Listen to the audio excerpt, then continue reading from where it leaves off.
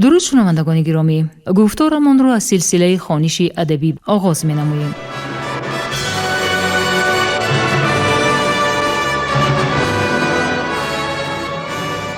با توجه شما کتاب کسینوفونت تحت عنوان کروشنامه در ترجمه، تحریر، سرسخن و توضیحات دکتر علم‌های فلسفه پروفسور رمضان نظریف در قرائت کارمند شایسته تاجیکستان علیزاده عبدالرشید خوجامقل تقدیمتان می‌گردد.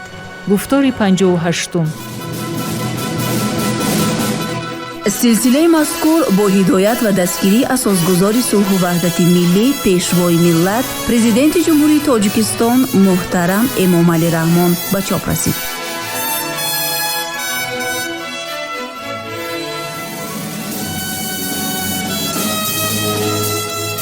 کروشنامه اثری است که تربیه سرلشکر و حاکم آرمانی مردم فارس را در دوره هخامنشی‌ها تصویر می‌کند.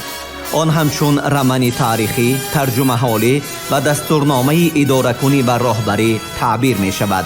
در آن در برابر هنرهای جنگی و لشکرکشی و صنعت جنگ و محاربه‌ها، همچنین دستورهای سیاسی و اخلاقی در آمیزش با قصه های مردمی، ترجمه حالی و تخیلات بدیعی تصویر می‌یابد که اکثر آنها در دایره طبقه برگزیده افینه صورت گرفته است.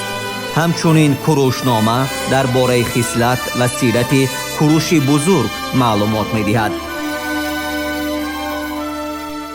کتاب هفتم، باب یکم.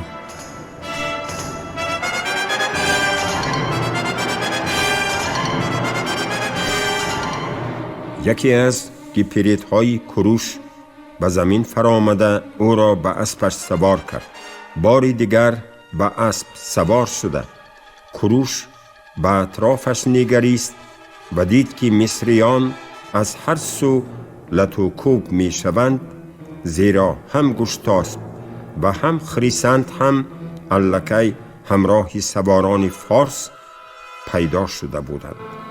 اما کوروش دیگر نگذاشت که آنها به فلنگه مصر حمله کنند، بلکه فرمان داد که از مسافه دور تیر انداخته نیزه هایشان را پرتاب نمایند. کوروش میدان جنگ را دور زده به نزد تجهیزات جنگی رسید و تصمیم گرفت که به بالای یکی از فایتون مناره ها برآمده نظر اندازد که آیا یگان گروه جنگی دیگری دشمن باقی مانده است که جنگ را دوام داده می تواند. به بالای فایتون مناره برآمده دید که تمام صحرا از اسب و آدمان، فایتون ها، فرار کننده های و تعقیب کنندگان، غاربان و مغلوب شونده ها پر شده است.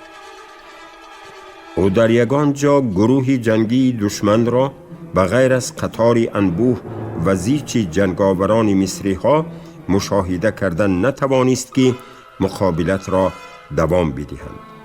قطار انبوه و زیچ جنگاوران مصری ها باشد و وضعیت دشوار دچار آمده و دایره مبدل شده بودند و با نیزه ها از همه طرف ها آماده جنگ شده در پس سپرهایشان بی حرکت می ایستادند. آنها دیگر یگان عملیاتی را اجرا نمی کردند و به ضرر کلان دچار آمده بودند. کوروش از رفتار دلیرانه جنگاورانش مسرور بود و افسوس می خورد که چنین مردان شجاع به هلاکت رسیدند. از این رو او به همه جنگاورانش که در گرد و اطراف می جنگیدند فرمان داد که عقب نشینی کنند و به کسی اجازت نداد که به مصریان حمله آورند.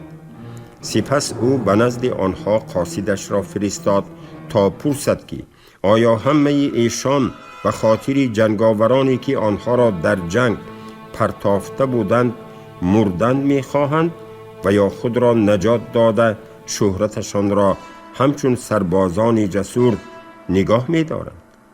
آنها در جواب گفتند ما چطور خودمان را نجات داده شهرتمان را همچون جنگاوران دلیر نگاه داشته می توانیم؟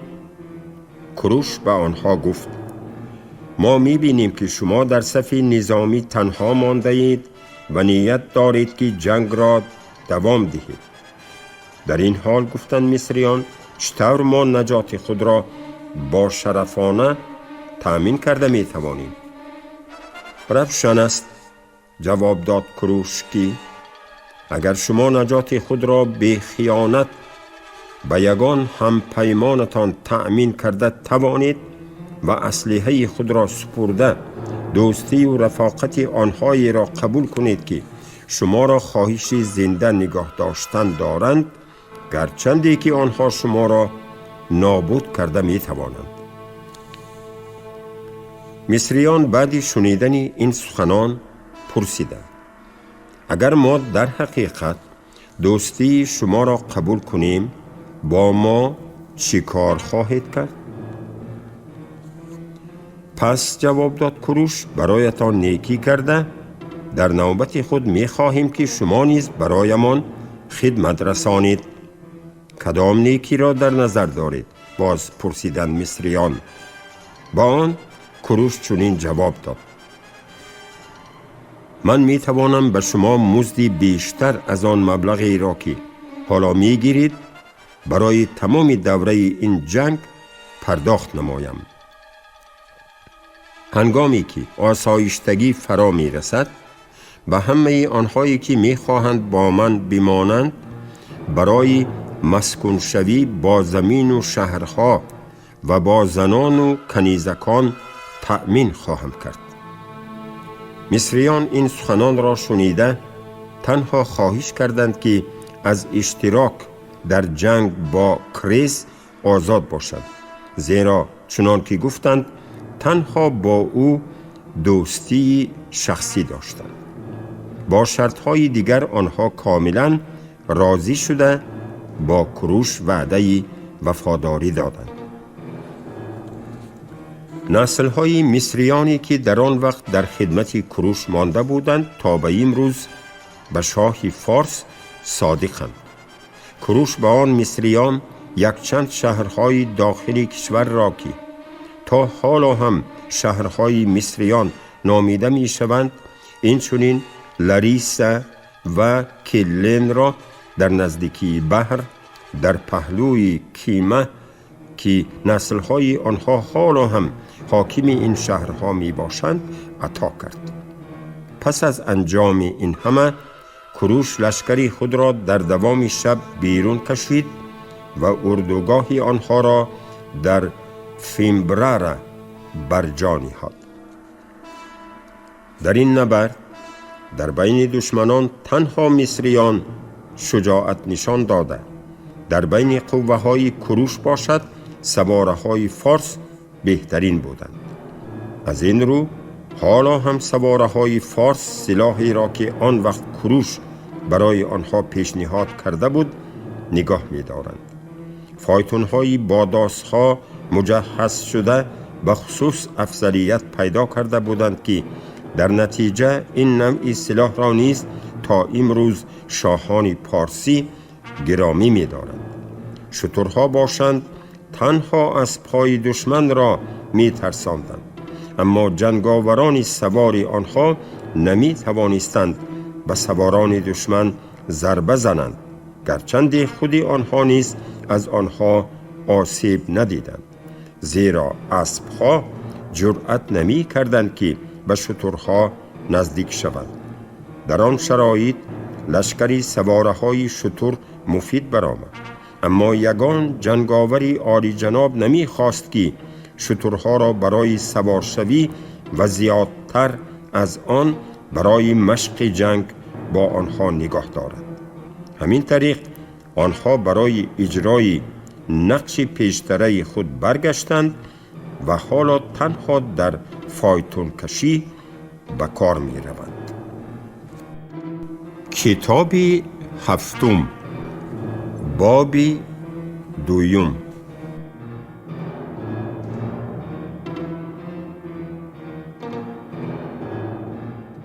اینک سربازان کروش خوراک شام خورده پاسبانان را چون قاعده معمول نوبتدار گذاشته به خواب رفتند. در همین حال کریز با لشکرش تعجیلاً به سردیس گریخت. گروه های جنگی دیگر که قوه حربی دشمن را تشکیل می دادند نیز به سوی خانه هایشان شتافته هر کدامشان کوشش می کردند که در دوام شب هرچی بیشتر به مسافه دورتر روند. با فرارسیدن روز کوروش مستقیما به جانب سردیس حرکت کرد. به قلعه‌ای که شهر را محافظت می کرد نزدیک شده، گویا به نیت هجوم باشد به آماده ساختن تجهیزات محاصره‌ای و نردبان‌ها شروع نمود.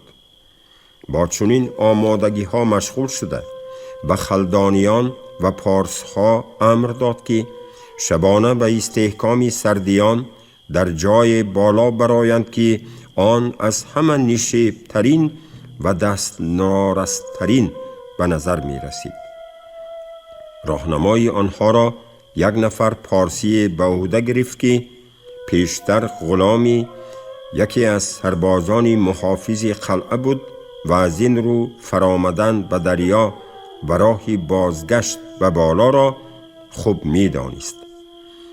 با خبردار شدن آن که دشمنان قلعه را ضبط کرده اند، همه لیدیگی ها دیوارهای محافظتی شهر را ترک کرده به اطراف شهر به هر طرف گریخته رفتند. کوروش با فرارسی روز به شهر وارد گشت و فرمود به همه سربازان بگویند که هیچ کس از مقام و منصبش دور نرود. کریز خودش را در قصر شاهانه پناه نموده از آنجا به کوروش با دعا مراجعت کرد. کوروش در نزد کریز پاسبانی را گذاشت و خودش به جانب قلعه رفت که آن را لکه جنگاوران او اشغال کرده بودند. مشاهده کرد که پارس‌ها چنان که انتظار می رفت قلعه را پاسبانی می کنند و خلدانیان باشند موقعهایشان را ترک نموده برای غارت خانه های مردم شهر شتافتند. کوروش در حال فرماندهان آنها را دعوت کرده امر داد که هرچی زودتر اردوگاه او را ترک کنند. من از دیدن آن نفرت دارم، گفت او، که غارتگران چگونه سودخوری می کنند. بدانید که من تیار بودم تا همه شما را که در محاربه حربی من اشتراک داشتند بر قصد باقی مانده خلدانیان ثروتمند سازم. اما حالا حیران نشوید که اگر در راه بازگشتتان با قوه دیگری از خودتان قوی‌تر وامی خورید. با شنیدن چنین آگاهی دهشت‌آور خلدانیان به ترس و هراس افتاده از کوروش التماس کردند که به آنها خشم و غضب نگیرد و وعده دادند که تمام مال و ملک مصادره شده را بر می‌گردانند. به این گفتارشان کوروش جواب داد که به آن عموماً احتیاجی ندارد. اما ادامه داد او، اگر شما در حقیقت می خواهید که من خشمگین نباشم، همه آن چیزی را که گرفته اید به سربازان تقدیم کنید که برای پاسبانی کردن اکروپولیس ماندند. چونکه اگر دیگران بفهمند که گروهی با انتظام اولین شده پاداش میگیرند، قوه های حربی من ترتیبی نمونوی خواهند داشت. خلدانیان شتافتند تا آنچه که کوروش فرموده بود اجرا کنند و سربازانی که به وظیفه خود صادق مانده بودند انعام‌های زیاد گرفتند. کوروش لشکری خود را در آن قسمتی شهر که به نظرش موافق تر می نمود جایگیر نموده به همه امر داد که به ترک موقعهایشان نهاری کنند.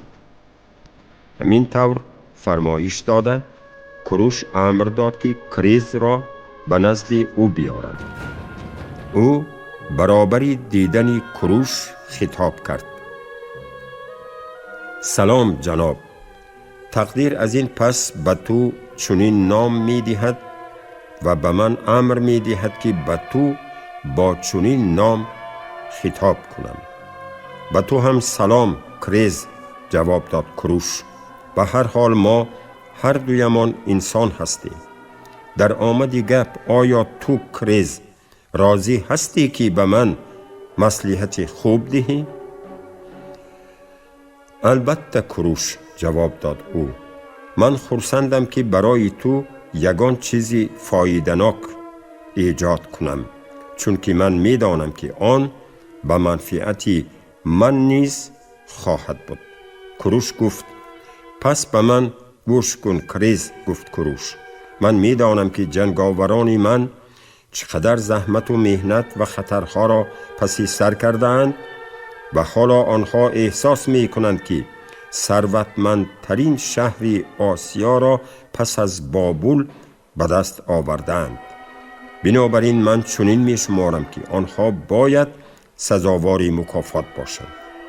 زیاده از این من می فهمم که اگر به عوض مهنتشان یگان مکافات نگیرند، من آنها را به مدتی دراز در فرمانبرداری خیش نگاه داشتن نمی توانم. ولی من نمی خواهم شهر شما را به آنها برای تاراج بدهم، زیرا باوری دارم که این برای شهر معنای مرگ انیق را دارد و غیر از این خوب می دانم که هنگام غارتگری فایده بیشتر همیشه به دست بدکاران می رسد. پس از شنیدن این همه کریز گفت در این صورت بگذار که من به بعضی از لیدیگی ها اعلان کنم که به اختیار خودم من از تو وعده گرفتم که در شهر به غارتگری و دستگیر و اسیر گرفتن کودکان و زنان ما راه داده نمی شود. به عوض این به آنها می گویم که من به تو وعده دادم که با رازیگی خودی لیدیگی ها همه چیزهای بهترین سردیس را به تو خواهیم داد. چون که اگر آنها از این خبر درک یابند، باوری دارم هر گونه جواهراتی که مرد و زن آنجا در بساطشان دارند به اختیار تو سپرده خواهد شد و صرف نظر از این پس از 1 سال شهر تو باز پر از همه گونه ثروت خواهد گشت.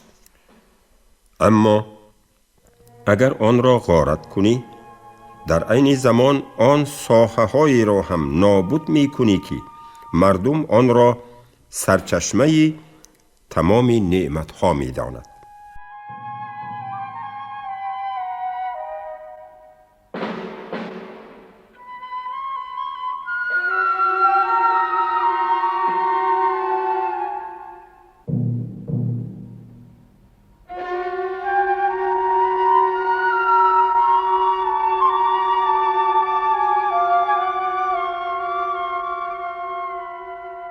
شما گفتار 58 را از سلسله خوانش ادبی از روی اثر کسینوفونت تحت عنوان کروشنامه در ترجمه، تحریر، سرسخن و توضیحات دکتر علم‌های فلسفه پروفسور رمضان نظریف در قرائت علیزاده عبدالرشید خوجمقل شنیدید. کارگردان شیرعلی نغزلی، صدابردار کریم جان حمیدزاده.